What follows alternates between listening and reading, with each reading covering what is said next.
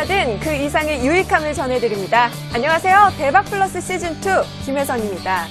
요즘 같은 혼란스러운 장세에서 여러분들이 좀 더 현명한 판단을 할 수 있게 오늘도 많은 내용 준비했습니다.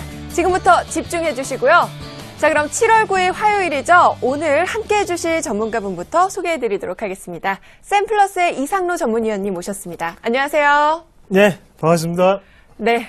저희 본격적으로 시작하기 전에요. 먼저 대박플러스 시즌2에 참여하실 수 있는 방법부터 소개해드리겠습니다. 무료 문자 보내주실 수 있습니다. 013-3366-0110으로 많이 보내주시고요. 그리고 서울경제TV 홈페이지에 들어가셔서 증권란을 누르신 후에 대박플러스 시즌2 시청자 와글와글 게시판에 여러분들의 궁금증이나 문의사항이 있으시면 언제든지 올려주시기 바랍니다. 그러면 전문가님의 친절한 답변을 받아보실 수 있으니까요. 여러분들 놓치지 마시고요. 한 가지 더 있습니다. 대박플러스 시즌2 홈페이지에는요. 전문가 5분의 강의 자료도 올라와 있습니다. 여러분들 주식 공부하실 때 많이 활용해 보시기 바랍니다. 자, 그럼 이상로 전문가님의 알찬 강의를 시작해 봐야겠죠? 대박플러스 시즌2 지금부터 시작합니다.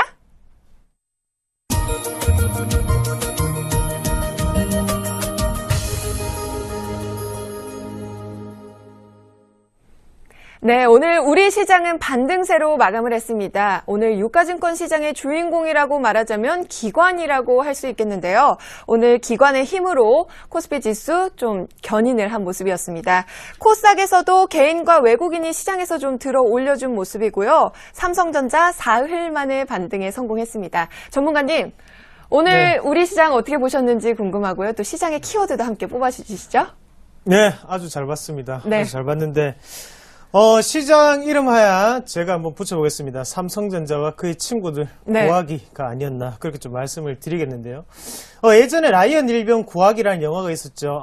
상당히 열심히 구하는 모습이었는데 오늘 바로 기관이 오늘 삼성전자를 구하러 나섰지 않나 그렇게 좀 보는 게 좀 좋겠고요. 네. 거기에 대해서 어느 정도 그만큼 예상을 하셨듯이 전기전자 업종 그리고 IT 낙폭 과대에 대한 오늘은 반등세가 유효하게 진행이 됐던 부분은 우리가 참고를 하실 필요가 있을 것 같아요. 전체적인 시장의 분위기를 한번 보시면 일단 기관의 매수세가 상당히 긍정적으로 들어왔는데 바로 전기전자 업종을 상당 부분 매수를 했다는 거죠. 일단 전기전자 업종에 대해서 매수세가 크게 들어갔다는 것 자체는 가격적인 부분 자체가 상당히 아래 분포되어 있기 때문에 거기에 대해서 기관의 저점 매수세가 충분히 들어갈 수 있었던 계기가 됐다고 좀 보시는 게 좋겠고요. 그리고 다만 특징적인 부분 한 가지를 더 말씀을 드린다면 코스닥 같은 경우에는 기관의 차익 매물이 나오면서 동시에 외국인이 어느 정도는 IT 부품에 대한 저가 매수세가 유입이 됐다는 거죠. 그래서 코스닥 시장을 한번 보시면 코스닥 같은 경우에는 IT를 구했던 게 바로 외국인의 매수세였습니다.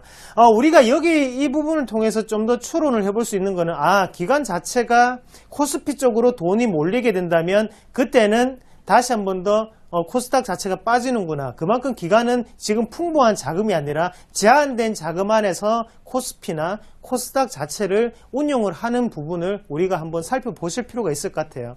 그래서 오늘 시장의 특징을 본다면 기관은 상당히 작은 규모의 돈을 지금 운용을 하고 있습니다. 그럴 경우에는 지금처럼 저가 매수세 자체가 좀 더 유효하게 들어간다고 좀 보시는 게 좋겠고요.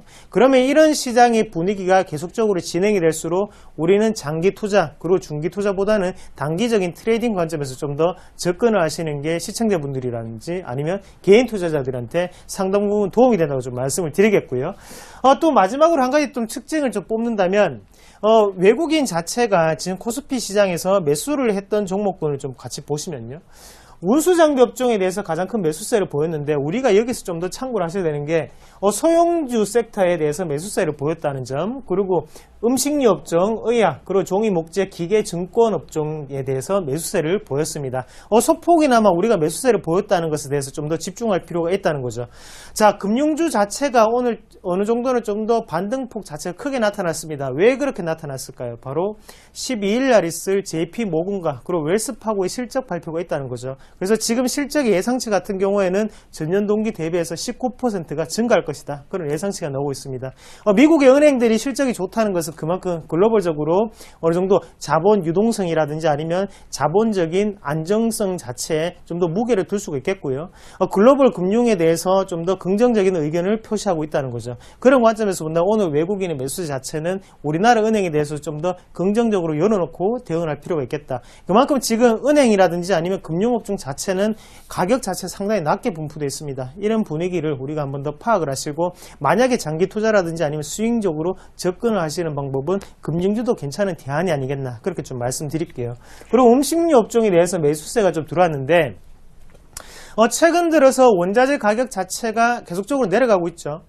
지금 알루미늄 가격도 상당히 많이 내려갔지만 뭐 곡물이라든지 아니면 옥수수 가격도 상당 부분 많이 내려가 있다는 거죠. 그만큼 이머징 시장의 분위기가 안 좋다는 걸 좀 뜻할 수 있겠고요. 그런 분위기를 봤을 때 좀 더 음식료 업종에 대해서 추가적인 마진 차익이 많이 남을 수 있는 구조가 되어 간다는 부분, 이 분위기 자체가 2분기 실적에는 잡힐 수밖에 없겠죠.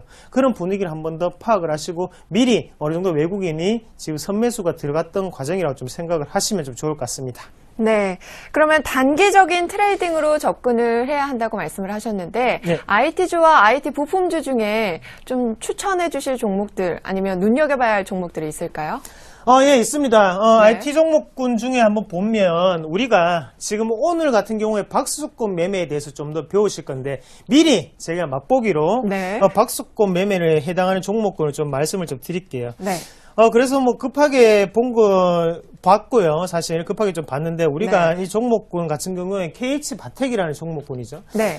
KH바텍 같은 경우에는 주로 하는 게 바로 외장 케이스를 만들고 있습니다. 그래서 지금 CF를 보면 이병헌 씨가 나와서 하는 바로 그 메탈 금속 케이스를 뜻하는 회사가 바로 네. 이 회사라고 좀 보시면 좋겠고요. 스티브 잡스가 못했던 게 딱 한 가지가 있었죠. 바로 금속 케이스를 하고 싶었으나 그 부분 자체가 안테나에 대한 저항권의 움직임이 있기 때문에 실패를 했다는 거죠. 하지만 그 부분 자체를 KH바텍이 좀 해냈고요. 우리가 왜 이게 박스권 매매에 해당할까? 바로 하단 자체는 어느 정도 지지가 되는 부분이 나타나고 있다는 부분이고 상단 자체는 계속적인 상단 가격을 유지를 하고 있다는 거죠. 그래서 우리가 이 종목 같은 경우에는 외국인과 그리고 기관 투자자들도 상당 부분 매매를 하고 있습니다. 그런 분위기를 봤을 때 시장이 안 좋아지더라도 KH바텍 같은 경우에는 평균 이상으로 어느 정도 올라갈 확률이 좀 높다고 좀 말씀드리겠고요. 네. 그래서 뭐 충분히 뒤에 또 다시 설명을 하겠지만 매수가라든지 이런 부분은 우리가 박스권 하단 가격을 한 번 더 노려보시는 전략이 좀 더 필요하지 않겠나 그렇게 말씀드릴게요. 네, 알겠습니다. 자, 현 시장에서는 단기적인 트레이딩 기법을 적용해야 한다는 게 더 현명하다는 말씀 해주셨습니다. KH바텍까지 함께 살펴봤고요. 자, 그럼 오늘의 마감 시황과 키워드 살펴봤으니까요. 이제 본격적으로 전문가님의 강의 들어봐야겠죠? 지금부터 출발합니다. 5천만 국민들이 모두 주식을 공부하는 그날까지 주식의 기초부터 높은 수익을 내는 방법을 아낌없이 공개하는 이 시간 이상로의 오주방 지금 만나볼 수 있습니다.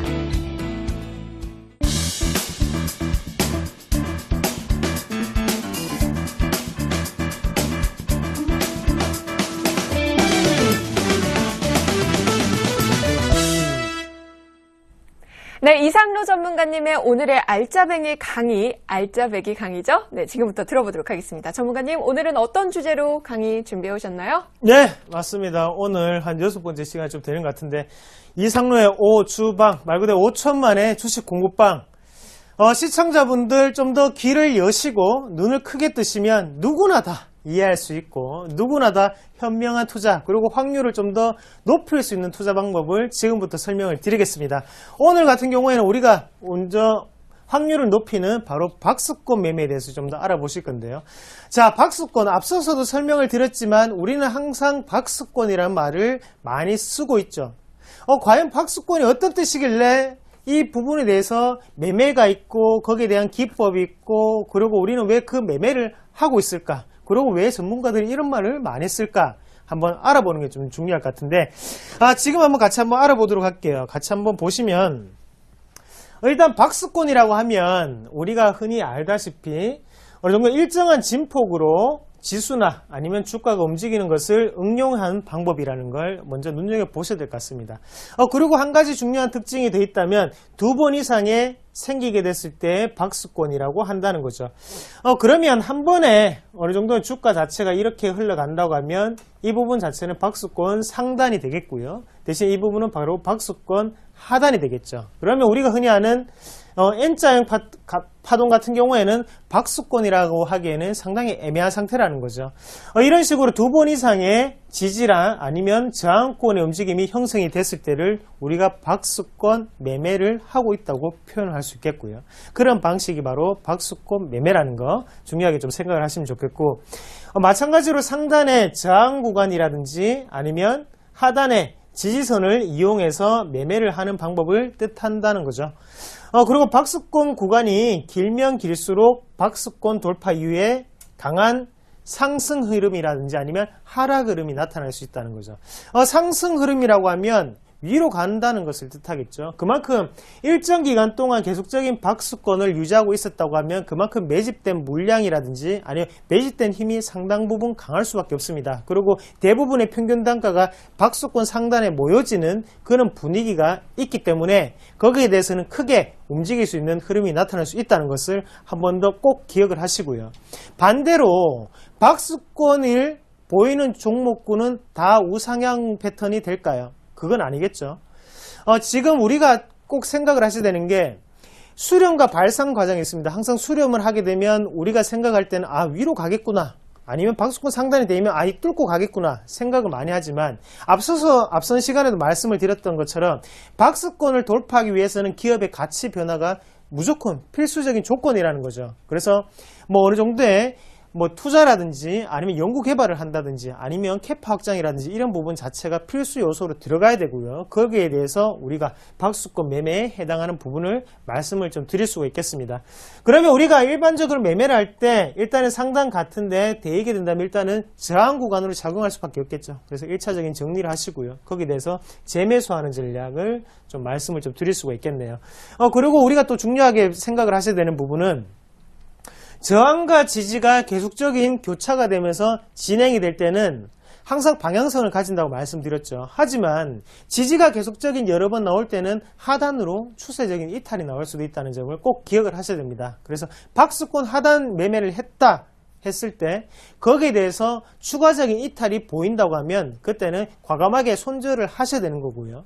만약에 박스권 하단을 잡았는데 거기에서 주가가 또다시 지지부진하게 움직인다. 그래도 그때는 무조건 어느 정도 익절을 하시는 방법이 좀 좋을 것 같습니다. 하단 자체를 오랫동안 지지한다는 것은 그만큼 가격적으로 올리려고 하는 힘 자체가 좀 부족하다고 좀 생각을 하시는 게 좋을 것 같고요. 그런 관점에서 본다면 일단은 박스권 상단 매매라든지 하단 매매는 꼭 중요하게 생각을 하셔야 되는 게 박스권은 뚫기가 힘들다는 거, 거기에 대해서 뚫게 된다면 기업의 가치가 변해야지 뚫을 수 있다는 점 꼭 한번 참고로 하시면 좀 좋을 것 같아요. 네, 전문가님. 네. 그러면 상단과 하단의 그 가격이 낮아지거나 위로 네. 올라가게 되면 우상향 박스권이나 또 하향 박스권이 있는 건가요? 네, 맞습니다. 다음 그림을 보면서 추가적인 좀 설명을 좀 드리겠는데요. 네. 우리가 흔히들 추세적인 매매라고 하죠. 그 부분 자체는 이제 박스권 매매와 추세적인 추세 매매는 좀 더 다른 부분이 있습니다. 추세 매매는 말 그대로 추세적인 어느 정도의 우상향 패턴이라고 하죠. 이런 부분을 가지고 가면서 추세대 안에 놓여 있다고 해서 우리는 추세 매매라고 하고요. 하지만 추세대 자체를 자세히 보시면 우상향 박스권에 해당하는 모습을 보실 수가 있을 거고, 거기에 대해서 옆으로 행보를 하는 장에 대한 부분에서는 이런 식으로 움직일 수가 있겠죠. 하지만 거기에 대해서 우상향 추세대 같은 경우에는 계속적인 우상향을 그리면서 올라가는 모습을 보실 수가 있겠고요. 다만 이런 부분 자체가 좀 더 역방향으로 또 바뀌게 된다면 그때는 역별상으로 또다시 내려가면서 주가는 내려갈 수밖에 없다는 점을 한 번 더 기억을 하셔야 될 것 같습니다. 이렇게 보면 상당히 쉽습니다. 이거 보면 누가 몰라, 맞죠? 이거 보면 다 알겠죠. 하지만 중요한 거는 우리가 실질적으로 이 부분을 어느 정도는 대입을 해볼 수 있는 그런 부분이 필요하다는 거죠. 그래서 다음 화면도 한번 같이 보면서 일단 이론적인 부분을 먼저 말씀을 드리면, 상당히 많이들 보셨을 겁니다. 그래서 많이들 보셨을 거고, 1번 같은 부분을 보면 지금 이 부분 자체가 바로 N자형 파동을 뜻하는 거겠죠. 그래서 N자형을 치고 올라가는 종목이 바로 이런 식으로 나타날 수 있겠고요. 대부분의 상승적인 흐름을 나타낼 때 이런 방향으로 올라가겠죠. 그러면 이것을 또다시 바꿔서 생각을 해본다면 하락하는 N자형도 있을 수가 있겠구나. 맞죠? 그리고 두 번째부터 보면 두 번째 같은 경우에는 속이는 과정이죠. 그래서 이런 식으로 주가의 저항 구간은 상단에 있습니다. 하지만 거기에 한 번만에 뚫기는 어렵기 때문에 하단에 내렸다가 어느 정도 추가적인 매집이 좀 더 들어가고 어느 정도 개인들을 털어내는 과정이 좀 필요하다는 거죠. 그러고 난 다음에 추가적인 상승을 한다. 하지만 2번 같은 경우에도 우리가 중요하게 생각을 해야 되는 거는 어차피 다시 한 번 더 박수권 상단에 대고 난 다음에 가격적인 부분을 확인하고 올라간다는 부분이죠. 그래서 이런 부분은 꼭 기억을 하시길 바라겠고요. 급하게 매매를 할 필요는 없다는 겁니다. 자, 세 번째 그림 한번 보시면 여러 번의 박수권을 이루어지고 난 다음에 다시 한 번 더 올라가는 분위기고요.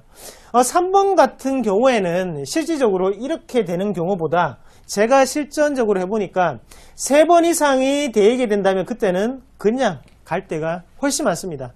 우리나라 사람들이 3자를 상당히 좋아합니다. 그래서 3번까지는 상당히 우리에게 기회를 주지만 4번째는 크게 가는 종목군들 상당히 많다는 거. 그래서 좀 이따 보여드릴 건데 꼭 한번 참고를 하시면 좀 좋을 것 같고요.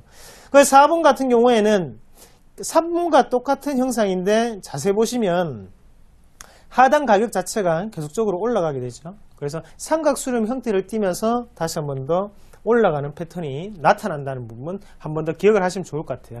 그러면 현재 시장은 어떤 장세에 가깝나요? 네, 현재 시장 같은 경우에는 여기에 해당하는 부분은 없습니다. 네. 바로 박수권 옆으로 행보하는 장세에서 네. 하단 쪽에 분포를 하고 있는 경우고요. 그래서 우리나라 지금 업종 차트를 한번 같이 보시면서 뭐 설명을 좀 드린다면 지금 같은 경우에 우리나라 차트를 한번 같이 볼게요. 네. 제약업종이고요. 그 코스피 차트를 한번 같이 보시면 지금은 여러 가지 뭐 생각을 할 수가 있습니다. 하지만 중요한 부분은 지금은 가격적인 이격 그리고 거기에 대해서 하단 자체의 가격은 정해진다는 거죠. 일봉상으로 봤을 때는 추세적인 하락 부분이 상당 부분 형성이 되어 있고요. 거기에 대해서 21선 자체가 지금 저항 구간으로 형성이 되어 있습니다. 하지만 우리가 이 부분 자체를 하단의 추세들을 이렇게 생각을 하기에는 사실상 힘들다는 거죠. 왜 그러냐면 제가 말씀을 드렸듯이 두 번 이상은 돼야지 우리가 박수권 추세대 하단이라든지 아니면 박수권이라고 표현을 할 수가 있겠지만 지금 같은 경우에는 한 번에 어느 정도의 파동밖에 안 왔다는 거죠. 그런 부분을 봤을 때 지금은 이런 부분으로 보기보다는 옆으로 이런 부분으로 보는 게 좀 더 낫지 않을까 그런 방법이고요. 네. 거기에 대해서 지금 6월 25일 날 있었던 큰 폭의 하락 자체는 시장에 대한 과매도권, 시장은 항상 위로 돌파를 하려는 성질과 바로 밑으로 추세적인 이탈을 하려는 성질이 상당히 강합니다. 거기에 대해서 항상 우리에게 가격을 깨는 모습을 보여주고요. 그런 부분 자체가 나타났을 뿐이지 통상적인 가격 단위는 아직까지 박수권에 해당하는 부분이기 때문에 우리가 하단 자체를 좀 더 이용을 하실 필요가 있다. 그렇게 좀 말씀을 드릴게요. 응용 부분을 좀 더 가서 하도록 할게요. 그래서 응용을 좀 더 해보도록 하겠습니다. 지금 한솔테크닉스라는 종목인데요. 네. 한솔테크닉스 같은 경우 뭐 무선 충전 관련주나 아니면 케이스 뭐 그런 회사를 한다고 그런 부분 말들이 많죠.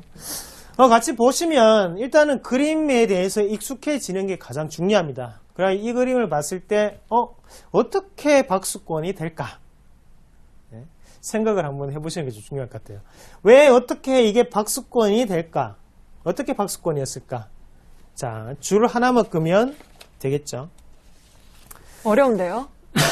제 눈에 왜 안 보일까요? 네, 맞습니다. 여러 번의 연습을 통해서 뭐 숙달돼야지 그 부분이 보일 수 있겠고요. 네. 그리고 우리가 꼭 생각을 하셔야 되는 게 집에서 아니면 사무실에서 HTS 아니면 휴대폰, 스마트폰 매매를 하시죠. 하지만 실질적으로 우리에게 필요한 건 클릭 한 번과 그다음에 클릭 한 번입니다. 클릭 한 번을 할 때 이런 부분을 한 번쯤은 생각하고 하시는지 그런 부분이 좀 더 공부를 하셔야 된다는 부분이고요.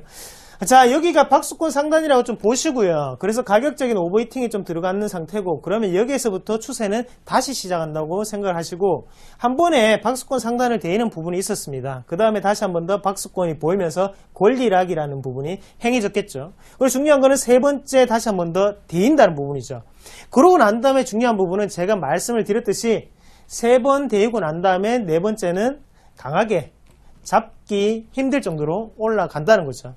그러니까 이런 종목군 같은 경우 만약에 세 번을 내고 세 번째 올라간다. 그러면 우리가 어떤 생각을 해야 됩니까? 아, 다시 한 번 더 내려왔다가 올라갈 수 있겠구나. 이런 부분을 생각할 수 있겠지만 지금 한솔 테크닉스 같은 경우에는 급등 차트로 변하고 있죠. 무려 네 번, 세 번 이후에 지금 진행이 됐기 때문에 좀 더 상단 자체 가격이 상당히 밀집되어 있는 구간이라고 좀 보시면 좋겠고요. 이런 종목군 같은 경우에는 매물대도 상당히 길게 분포를 하고 있는 부분을 보실 수가 있겠습니다. 그리고 다음 화면으로 한번 넘어갔어요. 또 한번 보겠는데, 서울반도체라는 종목이죠. 서울반도체라는 종목이고, 지금 차트를 한번 보시면 이건 조금 더 어렵습니다. 박스권인가요? 네, 박스권입니다. 네. 박스권이고요. 좀 더 길게 본다면 N자형 파동이겠죠. 그래서 그림을 본다면 이제는 좀 더 이해가 되셨을 겁니다. 바로 제가 앞서서 그림과 비슷하게 보시면 왜 여기에 얘가 선을 그었을까? 바로 하단의 거래량을 보면서 제가 그렇게 진행을 했고요.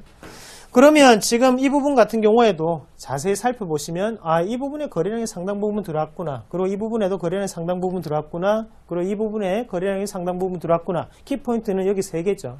그러면 그림을 그렸을 때 자, 어떻게 됩니까? 자, 이거는 박스권 하단 부분이 되겠고요. 대신에 N자형 파동으로 올라가는 모습을 보실 수가 있겠습니다.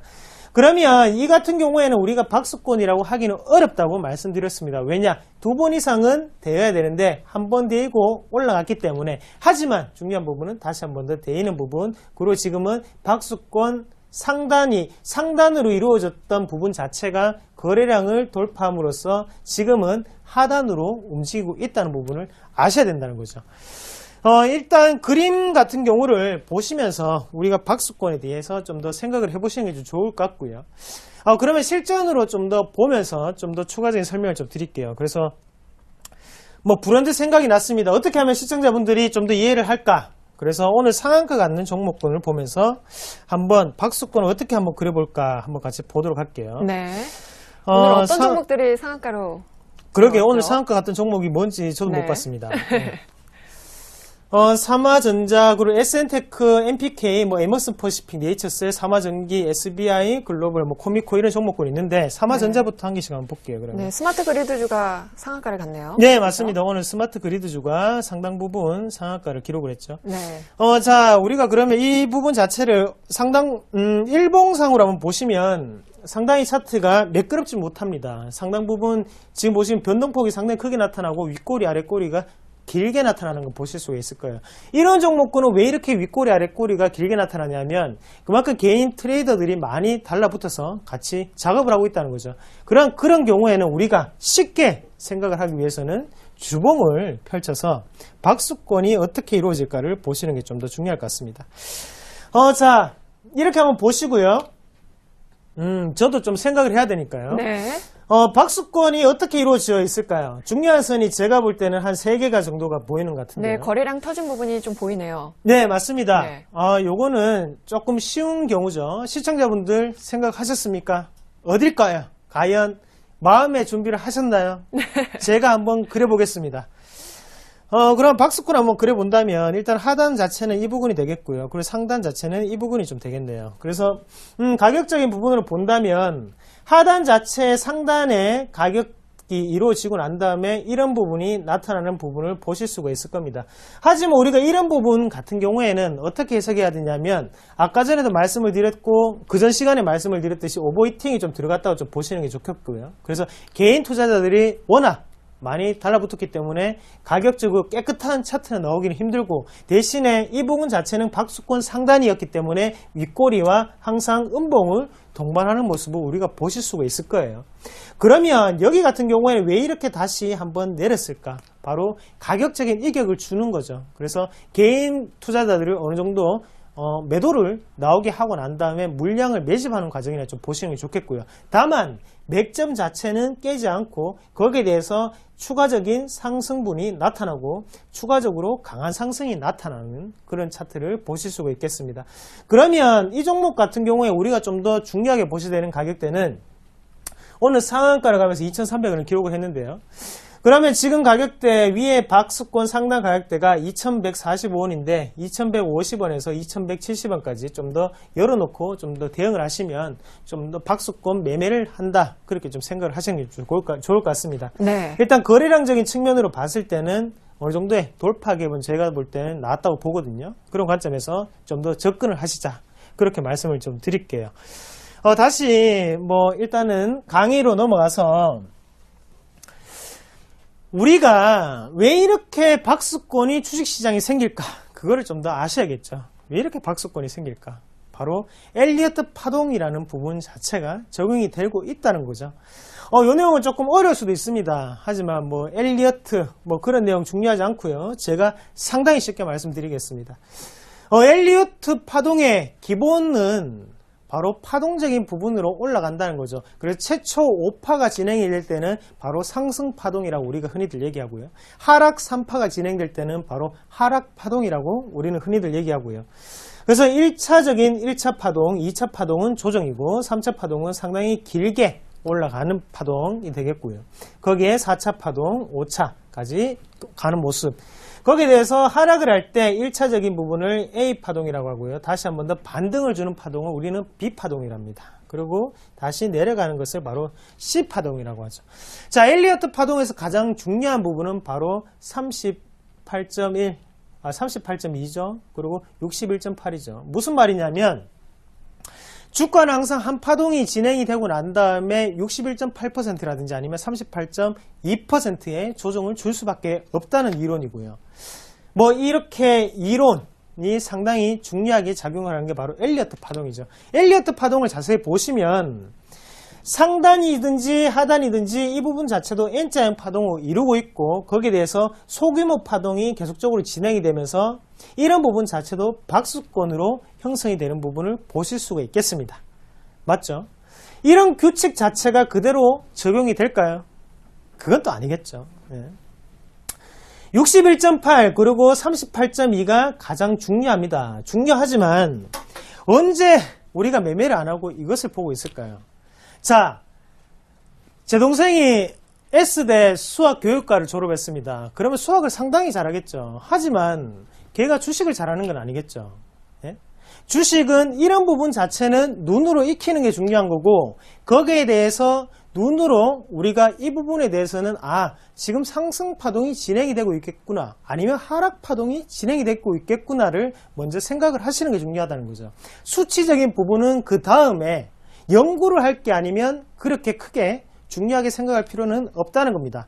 그런 식으로 한다면 모두 다 수익을 내겠죠. 하지만 우리에게 중요한 거는 이 종목을 봤을 때 맥점은 어디구나 그리고 변곡점은 어디구나 여기에 대해서 방향성이 다시 한 번 더 다르게 나타날 수 있겠구나 아니면 지금의 올라가는 분위기 자체가 좀 더 추가적인 상승 여력이 있겠구나 이런 부분만을 해석을 하면 된다는 거죠. 어차피 알고는 있어야지 우리가 여기에 대해서 대입을 한번 해볼 수가 있잖아요. 맞죠? 그런 부분을 좀 말씀을 드리고 싶어서 말씀을 좀 드렸던 거고 자, 그림을 한번 같이 보시면 어떤 종목입니다. 어떤 종목이고 자, 하단 자체가 지금 23,300원에 분포를 하고 있고요. 한번 그림을 한번 보겠습니다. 그림을 한번 보면 올라갔습니다. 올라갔죠. 계속적으로 올라갔습니다. 그리고 다시 한 번 더 조정을 받는 모습이 좀 나타났고요.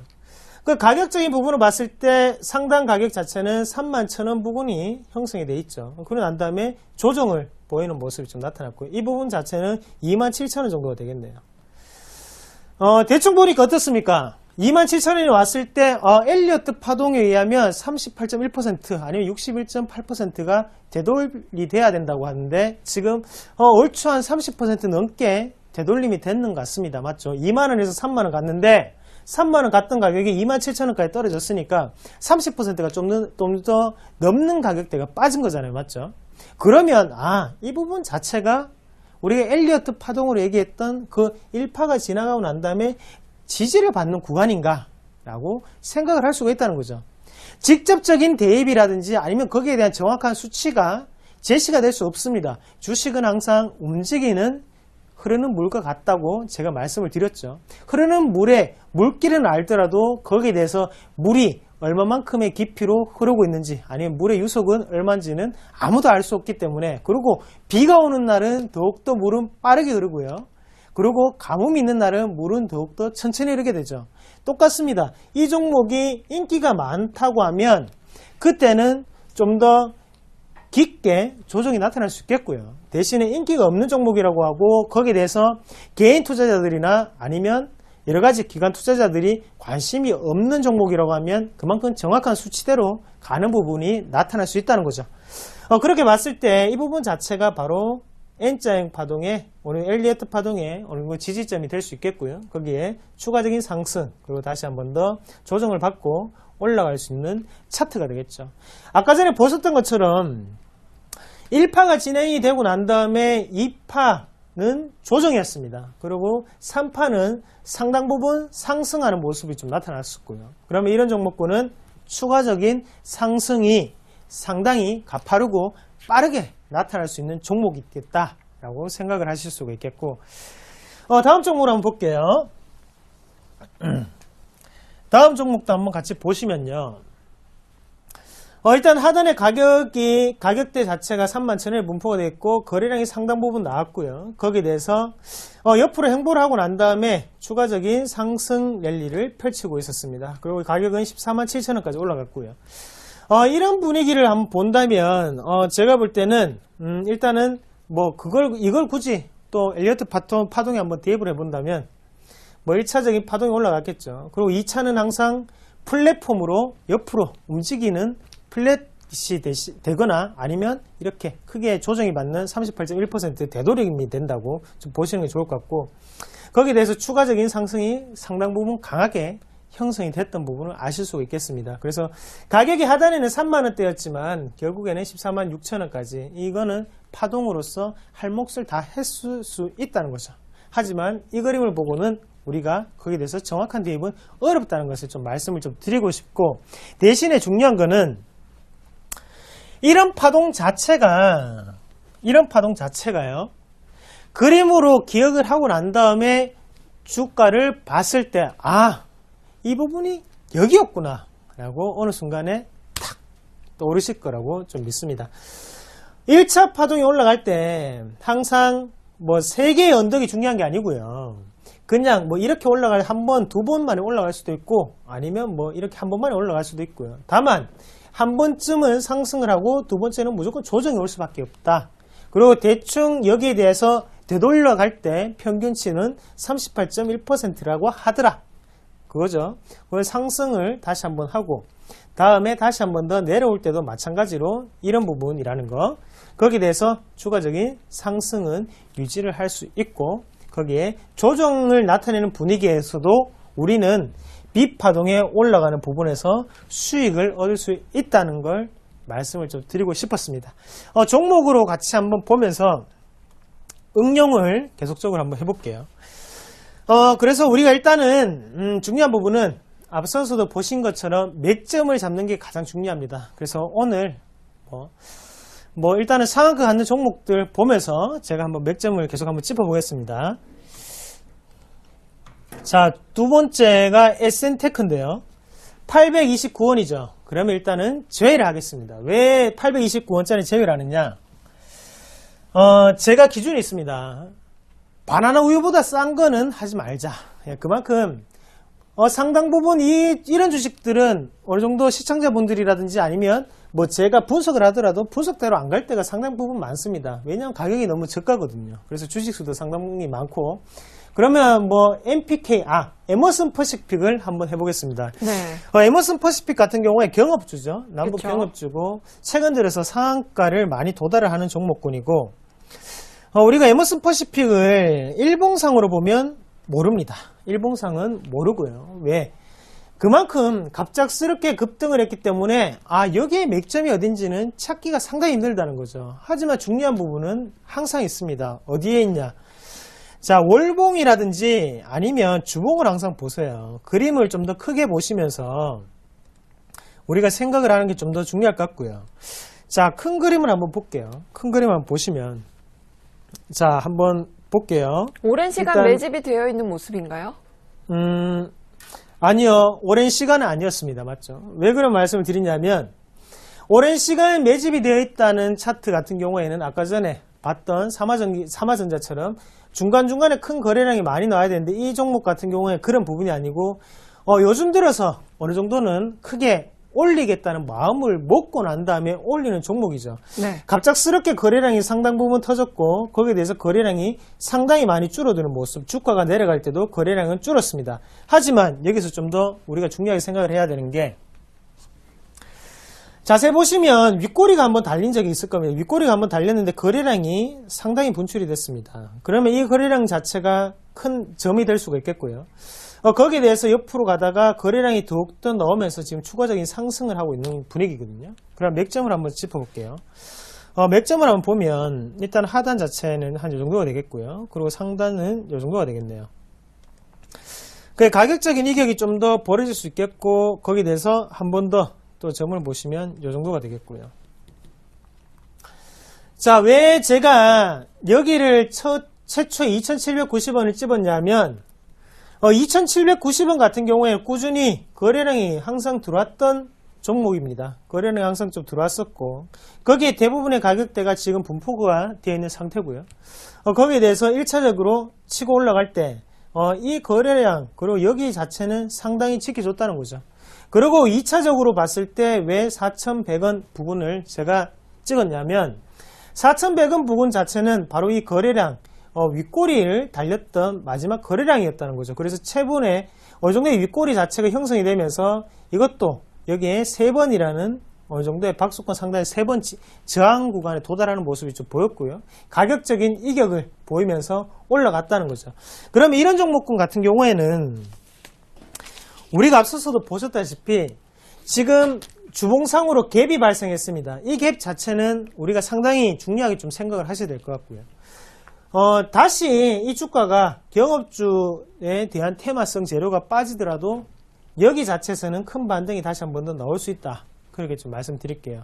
왜 그런 말씀을 드리냐면 주봉상의 이격이거든요. 그러면 여기를 다시 한 번 더 안 내려오겠다는 의지가 좀 더 강하다고 좀 표현을 할 수 있겠어요. 그래서 3번이나 무려 3번이나 되었던 부분을 안 내고 간다는 거는 그만큼 얘네들은 다시 한 번 더 주가를 내릴 생각은 전혀 없다. 그렇게 좀 보는 게 좀 좋을 것 같고요. 마지막으로 제가 집었던 게 왜 6,400원대를 좀 집었냐면 6,400원대가 꼭지에 있는 부근입니다. 그 부분이 가장 중요했고요. 앞서서도 여기에도 보면 갭이 조금 발생했는 부분을 보실 수가 있겠습니다. 가격적인 이격이 발생을 했다는 것은 그만큼 박스권 자체 아니면 갭 자체를 두고 난 다음에 레벨을 좀 더 다르게 해서 운용을 하겠다는 뜻이 좀 되겠고요.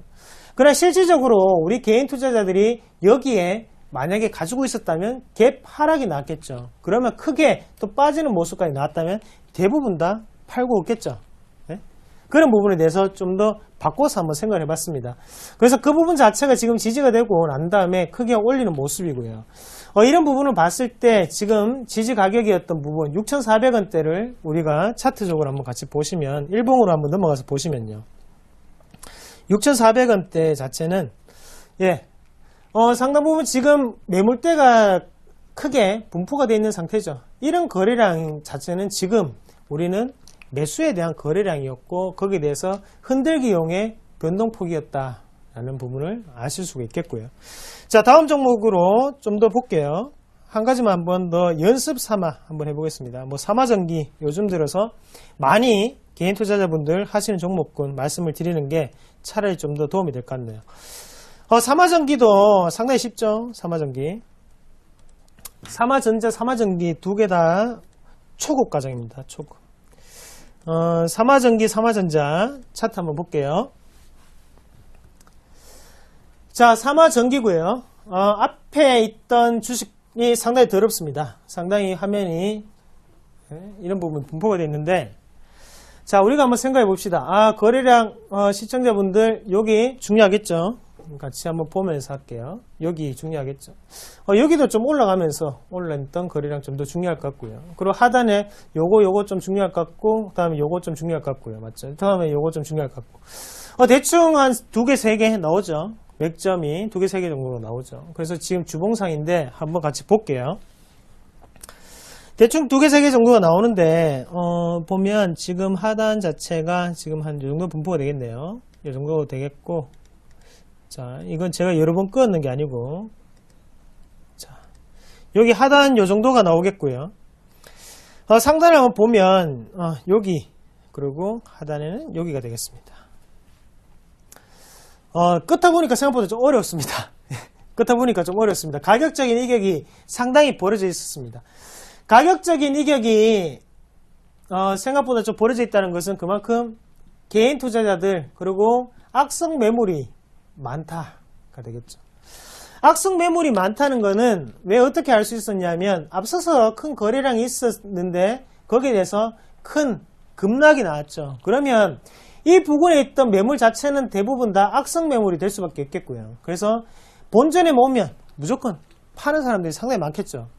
거기에 대해서 지금 마지막 하단 자체 가격대를 보면 상당히 고질적입니다. 상당히 행시 나쁜 종목일 수도 있겠고요. 왜 그런 말씀을 드리냐면 여기가 박스권, 실질적으로 여기가 박스권 상단입니다. 박스권 상단인데 항상 이 박스권 상단 자체까지 내려왔다가 다시 주가를 올리는 과정이 연거푸 되풀이 되거든요. 그러면 이런 종목군을 봤을 때는 상당히 우리가 거래량적인 부분에 민감해야 되고, 그리고 테마성이 없었으면 올리기가 힘든 주식이었습니다.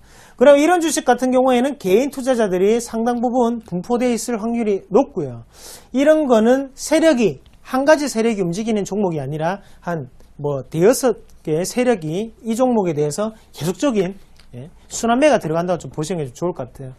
그래서 일단은 가장 중요한 부분은 이 부분이겠죠. 거래량을 동반하면서 올라갈 때 처음으로 크게 어느 정도 지지를 받고 난 다음에 올리는 부분이 좀 더 형성이 됐고요. 거기에 대해서 추가적인 상승 탄력이 지금 생기는 종목군에 대해서 맥점을 한번 봤고요. 시청자분들도 이렇게 보면서 어느 정도 여기가 가격적인 부분에 대해서 하단이구나 아니면 상단이구나 이런 생각을 하시고 보신다면 일봉보다는 항상 그림을 좀 더 크게 보세요. 크게 봤을 때 여기에 대해서 내가 손절 가격은 어느 정도로 대응을 하겠다. 그리고 거기에 대해서 계속적인 지지가 나왔을 때는 추가적으로 좀 더 가져가겠다. 어차피 급하게 할 필요는 없습니다. 항상 1년 중에 주식 개장일이 며칠입니까? 며칠이죠? 한 달에 거래일이 우리가 통상적으로 20거래일이라고 하죠. 그러면 1년이면 240일이죠.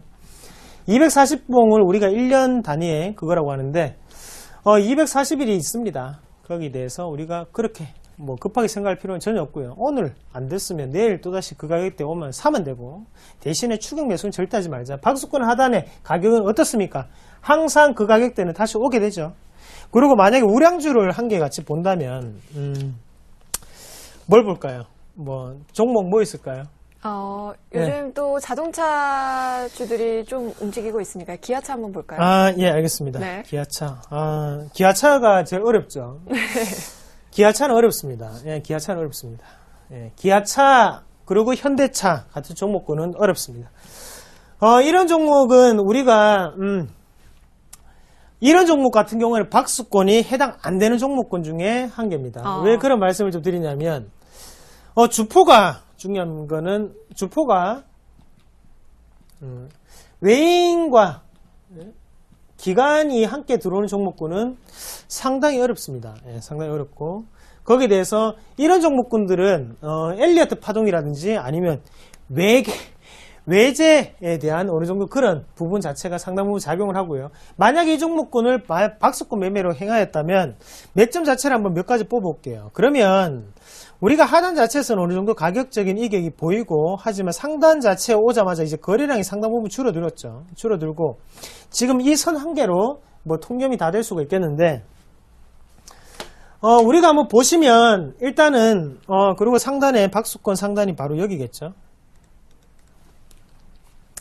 64,830원 정도, 65,000원 정도 생각을 하시고요. 지금 64,400원이죠. 박스권 하단입니다.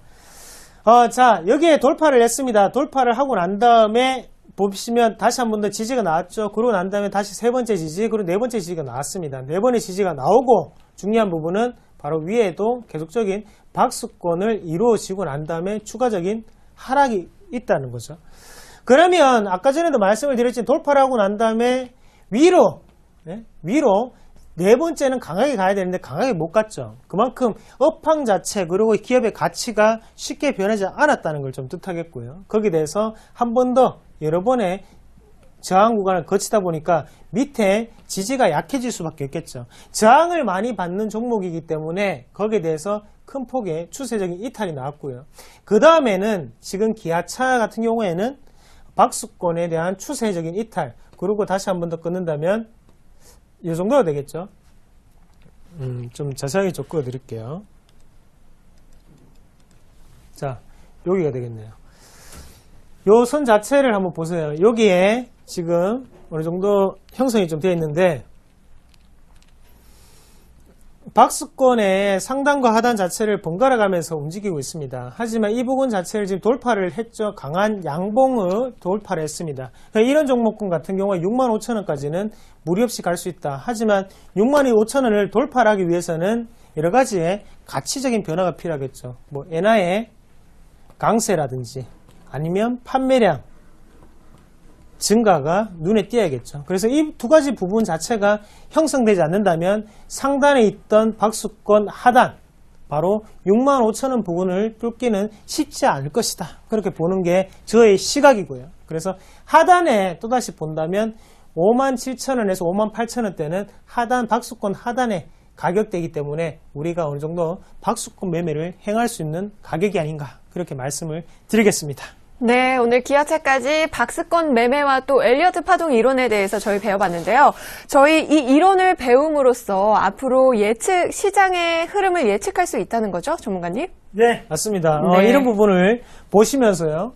그냥 매매를 하시는 게 아니라 조금씩은 한 번 더 생각을 하시고 여기가 좀 더 박스권 하단에 분포가 되는 경우겠구나, 아니면 상단에 분포가 되는 경우겠구나, 추세적인 큰 그림을 먼저 익혀야지만 작은 나무를 볼 수 있다는 거죠. 그래서 숲을 익히는 능력은 바로 박스권을 통해서 한번 알아보자, 그렇게 정리를 해드리겠습니다. 네, 알겠습니다. 오늘도 이상용 위원님의 열정적인 강의 잘 들어봤는데요. 자, 그럼 오늘의 강의 제가 화면으로 한번 정리해봤습니다. 함께 보실까요?